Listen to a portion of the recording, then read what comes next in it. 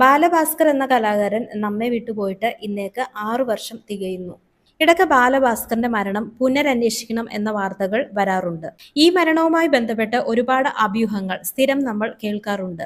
ഓരോ തവണയും ഇതിനെക്കുറിച്ച് വാർത്തകൾ വരുന്ന സമയത്തും ബാലഭാസ്കറിന്റെ അച്ഛന്റെ ഇന്റർവ്യൂ ശ്രദ്ധിക്കപ്പെടാറുണ്ട്. ബാലഭാസ്കർ അപകടത്തിൽ മരണപ്പെട്ട സമയത്ത് കാറിലുണ്ടായിരുന്ന ഡ്രൈവർ അർജുനും ഭാര്യ ലക്ഷ്മിയും മാത്രമാണ് രക്ഷപ്പെട്ടത്. ബാലഭാസ്കറും കുഞ്ഞും മരണപ്പെട്ടിരുന്നു. ഈ മരണസമയത്ത് ഇതെല്ലാം കണ്ട ദൃക്സാക്ഷിയായിരുന്നു കലാഭവൻ സോഫി. ഈ മരണവാർത്ത പുറം ലോകം അറിഞ്ഞതിന് പിന്നാലെ സോഫി അവിടെ കണ്ട കാഴ്ചകളെല്ലാം പുറം ലോകത്തോട് വിളിച്ചു പറഞ്ഞിരുന്നു. കാർ മരത്തിലിടിക്കുന്നതും കാറിന് പിന്നാലെ 2-3 കാർ വന്നു നിന്നതും ബാലഭാസ്കറിന്റെ കാറിൽ നിന്നും എന്തൊക്കെയോ എടുത്തു കൊണ്ടുപോകുന്നതും ഇയാൾ കണ്ടു എന്ന് പറയുന്നുണ്ട്. ഇതിനിടക്ക് ബാലഭാസ്കറിന്റെ ഡ്രൈവറായിരുന്ന അർജുനെ പെരിന്തൽമണ്ണയിൽ നിന്നും ഒരു സ്വർണ്ണക്കടത്ത് കേസിൽ പിടികൂടുകയുണ്ടായി. ഒരു സ്വർണ്ണ വ്യാപാരിയിൽ നിന്നും അർജുനും കൂട്ടരും 150 പവനോളം സ്വർണം കവർന്നു എന്നാണ് പറയപ്പെടുന്നത്. ഇതോടുകൂടിയാണ് ബാലഭാസ്കറുമായി ബന്ധപ്പെട്ട ചർച്ചകൾ വീണ്ടും രംഗത്തേക്ക് വരുന്നത്. ഇപ്പോഴിതാ ബാലഭാസ്കറിന്റെ മരണവുമായി ബന്ധപ്പെട്ട് സ്വർണ്ണക്കടത്ത് മാഫിയക്ക് നേരിട്ട് ബന്ധമുണ്ട് എന്നുള്ള രീതിയിലാണ് വാർത്തകൾ വരുന്നത്. കാരണം ബാലഭാസ്കറിന് 3 സ്റ്റാഫാണ് ഉണ്ടായിരുന്നത്. Manager Thampi, accountant Vishnu, driver Arjun. ഇതിൽ തമ്പിയെയും വിഷ്ണുവിനെയും ഒരു കള്ളക്കടത്ത് കേസിൽ പോലീസ് നേരത്തെ തന്നെ അറസ്റ്റ് ചെയ്തിട്ടുള്ളതാണ്. ഇപ്പോഴിതാ സ്വർണ്ണക്കടത്ത് കേസിൽ ഡ്രൈവറായ അർജുനെയും പോലീസ് അറസ്റ്റ് ചെയ്തിരിക്കുന്നു. അപ്പോൾ ഇത് കാണിക്കുന്നത് ബാലഭാസ്കറുമായി ബന്ധപ്പെട്ട 3 പേർക്കും സ്വർണ്ണക്കടത്തുമായി ബന്ധമുണ്ട് എന്നുള്ളതാണ്. മറ്റൊരു കാര്യം, ബാലഭാസ്കർ മരിക്കുന്നതിന് മുമ്പ് തന്റെ അക്കൗണ്ടിൽ 1 കോടിയോളം രൂപ ഉണ്ടെന്ന് ബാലഭാസ്കർ അച്ഛനോട് പറഞ്ഞിരുന്നു. ഇത് ബാലഭാസ്കറിന്റെ അച്ഛൻ തന്നെ കഴിഞ്ഞ വർഷം പറഞ്ഞ കാര്യമാണ്. ഇത്രയും തുക കുറഞ്ഞ കാലയളവിനുള്ളിൽ അക്കൗണ്ടിൽ വരിക എന്നുള്ളത് വളരെ ഇമ്പോസിബിൾ ആയിട്ടുള്ള ഒരു കാര്യം തന്നെയാണ്. ബാലഭാസ്കർ ഇത് അച്ഛനോട് തുറന്നു പറഞ്ഞ കുറച്ച് ദിവസങ്ങൾക്കുള്ളിലാണ് ബാലഭാസ്കർ മരണപ്പെടുന്നത്.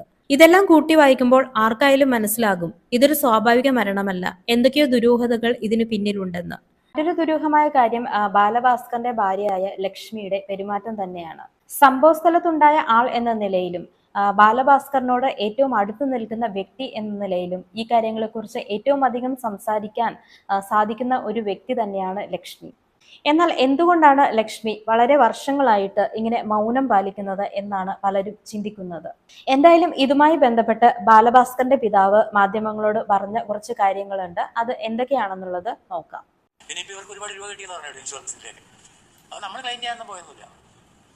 ഇൻഷുറൻസ് കമ്പനിക്കാരൻ വന്ന് ചോദിച്ചു, നിങ്ങൾക്ക് എന്തെങ്കിലും ഒബ്ജക്ഷൻ ഉണ്ടോ അവർക്ക് കൊടുക്കുന്നത്? ഞാൻ പറഞ്ഞത് നമുക്ക് എന്താ ഒബ്ജക്ഷൻ, നിങ്ങൾ നിയമം അനുസരിച്ച് ചെയ്ത് നമുക്ക് കൊടുക്കാനുള്ളതാണെങ്കിൽ കൊടുക്കണം, നമുക്ക് കിട്ടിക്കോട്ടെ, നമുക്ക് അതിന് എതിർപ്പൊന്നുമില്ലെന്നോ.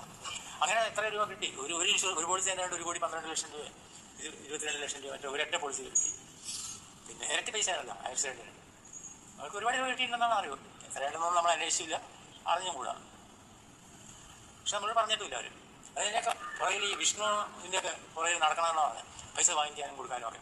കാരണം ഇവർക്ക് ഈ KSF കുറേ രൂപ കിടപ്പുണ്ടായിരുന്നതല്ലേ, അതൊക്കെ അവനാണ് വന്ന് വാങ്ങിച്ചുകൊണ്ടത് വിഷ്ണു. നമുക്ക് പോയി നമ്മുടെ മോൻ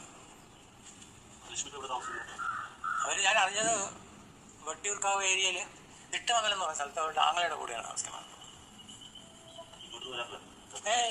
ഞാൻ കണ്ടിട്ടേ ഇല്ല. അവർക്ക് താല്പര്യമില്ലെങ്കിൽ വേണ്ട, നമ്മൾ ഇതിനെ നിർബന്ധിക്കേണ്ട കാര്യമൊന്നുമില്ല. കാരണം വേറെ കോൺടാക്ട് സ്കോപ്പൊന്നുമില്ലേ, നോൻ പോയില്ലേ, പിന്നെ എന്ത് കാര്യം ഇങ്ങനെ. പിന്നെ അവർക്ക് നമ്മുടെ ഹെൽപ്പ് ആവശ്യമുണ്ടെങ്കിൽ നമ്മളെ കോൺടാക്ട് ചെയ്യണമെന്ന് ഞാൻ അന്നേ പറഞ്ഞിരുന്നു, കോൺടാക്ട് ചെയ്തില്ല. ബാലഭാസ്കറിന്റെ അച്ഛനും അതുപോലെ ബാലഭാസ്കറിന്റെ ഭാര്യയും തമ്മിൽ അത്ര നല്ല ടേംസിലായിരുന്നില്ല എന്ന് നമ്മൾ കേട്ടിട്ടുണ്ട്. അവരുടേത് ഒരു പ്രണയ വിവാഹമായിരുന്നു.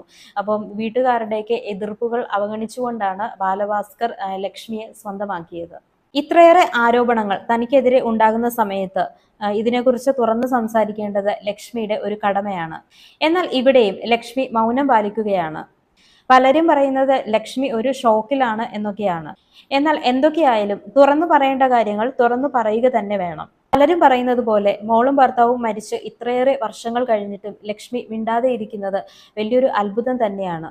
ലക്ഷ്മിക്ക് പകരം മറ്റൊരാളായിരുന്നെങ്കിൽ ഇപ്പോൾ ഇതിനകം തന്നെ തനിക്കറിയാവുന്ന കാര്യങ്ങൾ സമൂഹത്തിനോട് വിളിച്ചു പറഞ്ഞേനെ. എന്തായാലും വളരെ ദുരൂഹത നിറഞ്ഞ ഒരു മരണം തന്നെയാണ് ബാലഭാസ്കറിന്റേത്. എത്രയും പെട്ടെന്ന് തന്നെ ഇതിന്റെ ദുരൂഹതകൾ മറനീക്കി പുറത്തു വരട്ടെ. എന്താണ് ഇതിനെക്കുറിച്ച് നിങ്ങളുടെ അഭിപ്രായം? താഴെ കമന്റ് ബോക്സിൽ രേഖപ്പെടുത്തുക.